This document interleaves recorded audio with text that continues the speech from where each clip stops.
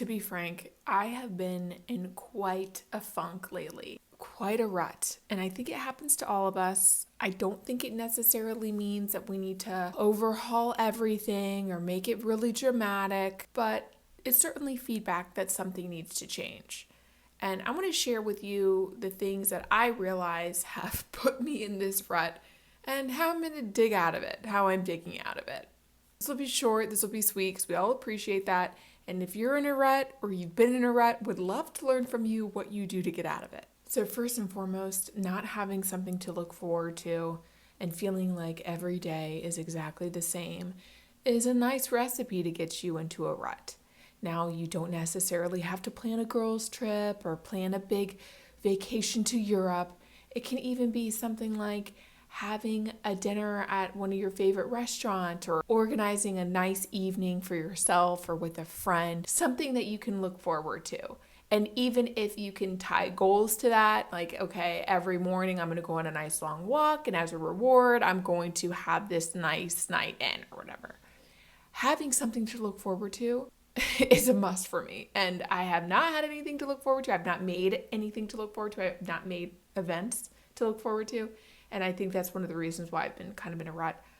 I work from home. It's very easy for every day to feel exactly the same, especially when I lose sight of being grateful and all those things, which is another way to get out of the rut, is to take gratitude in all the little moments, from making your coffee to taking your dogs on a walk to friendly interactions with people. Having gratitude throughout the day is another great way to stay out of or get out of a rut. As somebody, again, working from home, I realize I am susceptible to being in ruts because I am naturally inclined to isolation. This past week, my husband was out of town for work, and I didn't go anywhere. And I think because I was already in this kind of baseline rut, I made it even worse by not going anywhere and just cocooning myself in this dark hole. And that's not good. That's not good. So not isolating yourself, making plans with friends, going out in public, getting out of the house, getting dressed, putting some clothes on, putting some effort in is also a great way to get out of a rut. Not getting outside. Again, my husband being out of town, I did not go anywhere. I think I took my dogs on one walk outside. We do have a backyard. Yes, I let them out. I do. But I didn't really go anywhere. And going on walks outside, especially being in sunny Florida, when I go a long time without that, not a good recipe for me. Not a good recipe. So get outside, get in nature, go on a nature walk. Really good for getting out of a rut. Too much social media. I think most of us are in this camp. Being on our phones is such a habit, and it feels like consuming too much junk food.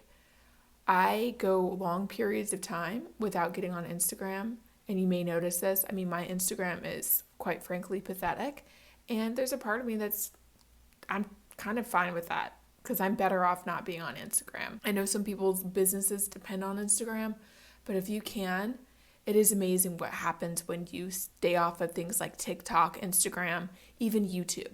And that's something that I find, even then, I still spend way too much time on. It's just watching YouTube videos galore. It is like junk food for my mind. I think losing sight of the things I enjoy doing and making time for those things like reading, dancing, just relaxing, even cleaning. I love cleaning. I forget that I enjoy doing these things, and my day gets bogged down in just reacting to everything and just filling voids with things like social media and to-do lists, and I don't take time to unwind, and it sends me into a rut. Although this may sound a little bit serious in the tone of this video, I think something that probably has kept me in this rut longer than I should be is I end up making too much out of it. I end up spiraling out because I'm bringing all this meaning to it.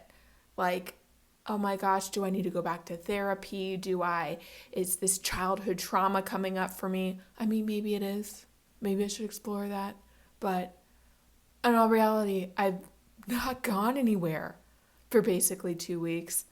I have been overly stressed with work and I haven't been taking care of myself.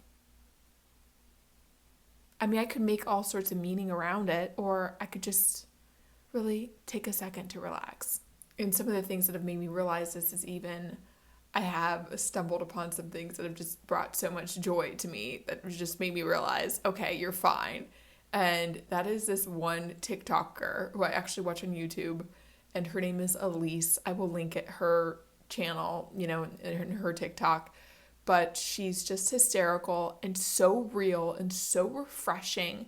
And it's been really inspiring because it reminds me how I would rather somebody be totally raw and authentic in themselves than be this polished, present to the world perfection that I think we all think we need to be.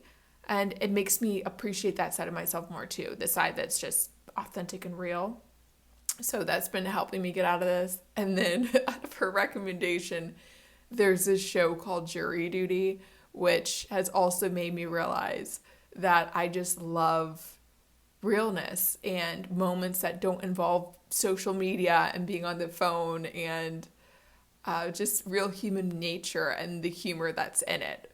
So I just wanted to share with you the things I have pinpointed that have put me into a rut, how I'm getting out of it. I'm not making this a huge deal.